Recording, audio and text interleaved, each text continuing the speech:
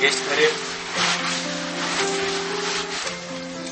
ये जो एक ग्रुप टेस्ट बन चुका है अभी सब गुणों का, वो मैं मापदंड उसके अंदर में डाल रहा हूँ। ये जो गुड़ डाला उससे अमृत जल बनाने की प्रक्रिया में फर्मेंटेशन लाना है, आथा लाना है, उसके लिए गुड़ काम करेगा तो सूक्ष्म जीवों का खुराक भी बनेगा। ये सब प्रक्रिया बनने के बाद इसको 12 दफा क्लॉकवाइज घड़ी की दिशा में और 12 दफा उल्टी दिशा में घुमा के हमें रखना है। और ये जो विधि 12 दफा उल्टा और 12 दफा सुल्टा हमने घुमाया, ऐसी दिन में 3 दफा करना है। 3 दिन उसको छांव में रख के रखना है। इसको आपके पास जो भी कुछ साधन है उसको ढांक के और 3 दिन तक उसको रखें।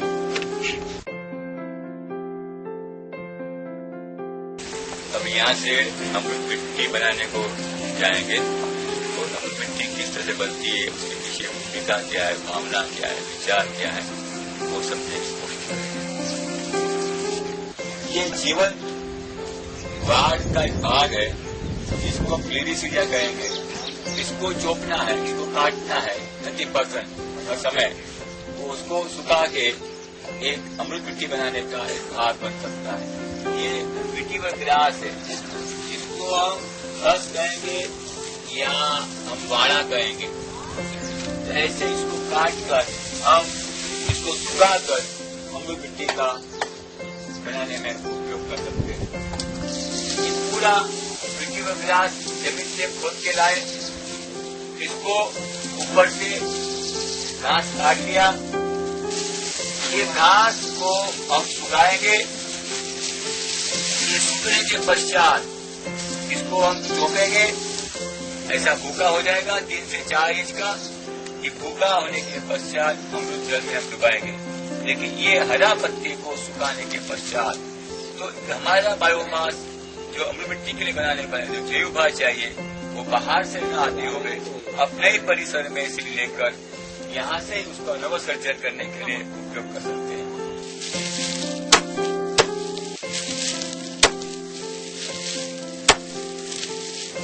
ये जो हरे पत्ते हमने काटे हैं, जो भी कुछ आपके पास हरा है उसको धूप में सूखने दें। ये सूखने के बाद जब ऐसा सूख जाए, ऐसी स्थिति में आ जाए, तब इसका उपयोग करना है अमृत जल में डुबाने के लिए।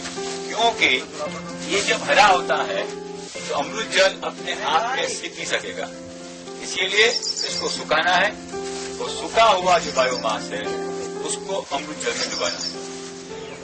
100 लीटर जल के अंदर जो अमृत जल बनाया था 3 दिन पहले, इसको आप 100 लीटर जल के अंदर डालें। ये जो बना इसको बोलते हैं अमृत जल। ये है जल, इसके अंदर अभी 11 लीटर का ये बन चुका है।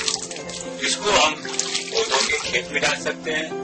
इसका उपयोग हम अमृत मिट्टी बनाने में करेंगे।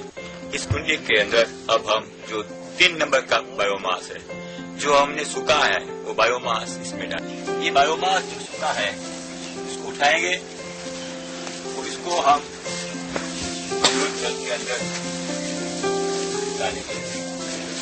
इसको हम 24 घंटा डुबाएंगे।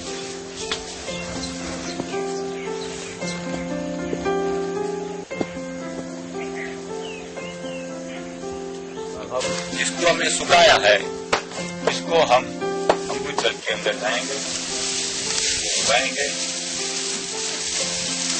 3 से 4 इंच का प्रयोग किए हुए हैं, इसको डुबा देंगे।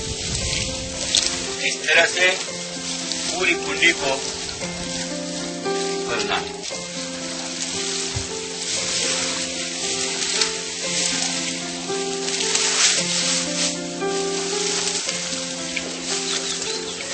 जो भी कुछ हरा ऐसा कुछ आया है तो उसको निकाल दें।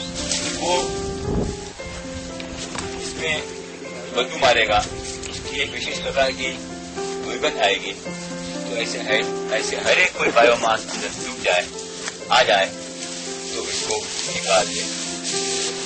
ये हमें लग रहा है कि पूरी कुंडी भर गई, लेकिन यदि आप इसके ऊपर चढ़ जाओगे, आपके पांव इसके बदलेंगे तो ये और भी अंदर जाएगी। आप देखेंगे कैसे ये अंदर जा रहा है।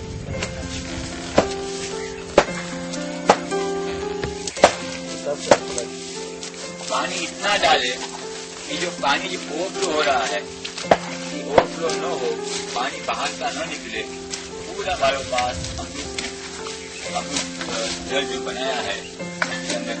देखिए आप कि यहाँ पे आपको सूखा लग रहा है और जो भर क्या लगता है, जैसे आप दबा पे रहे हो, दबा पे जा रहे हो, पूरा जीवभार, पूरा बायोमास जो हमने कटिंग किया है वो अमृत जल के अंदर जा रहा है। आप देख रहे हैं कि और भी इसमें अभी बायोमास और जीवभार और पत्ते और कटिंग आप जो की है वो और भी इसको लेने के लिए अब जगह आपने तैयार कर ली।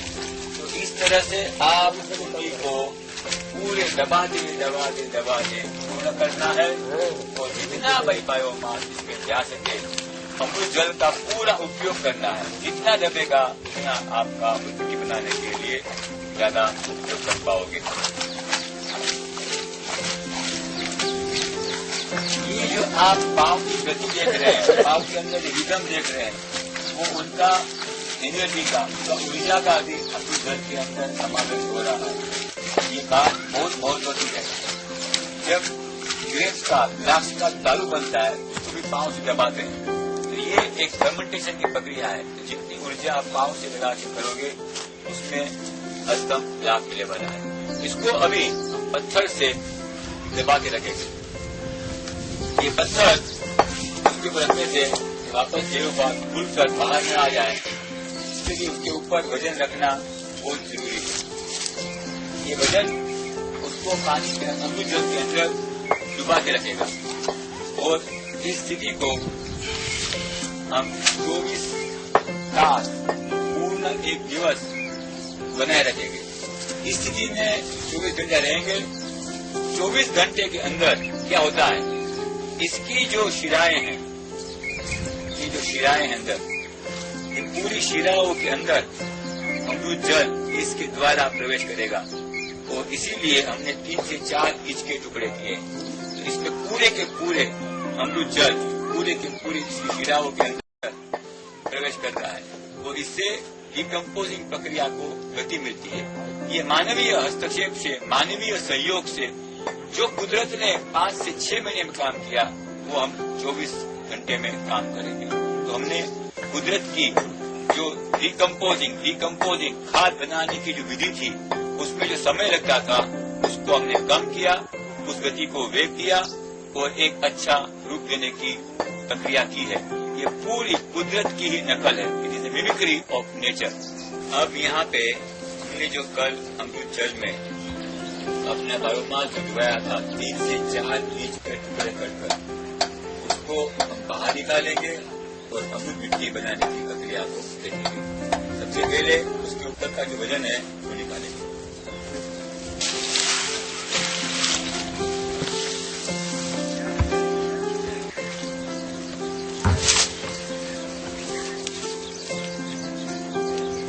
ऐसा निकालते हैं। हाँ,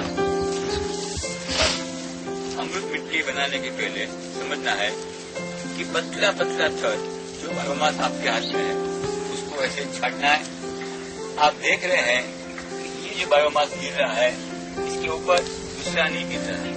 तो जितना पतला करोगे उतना सरफेस एरिया बढ़ेगा।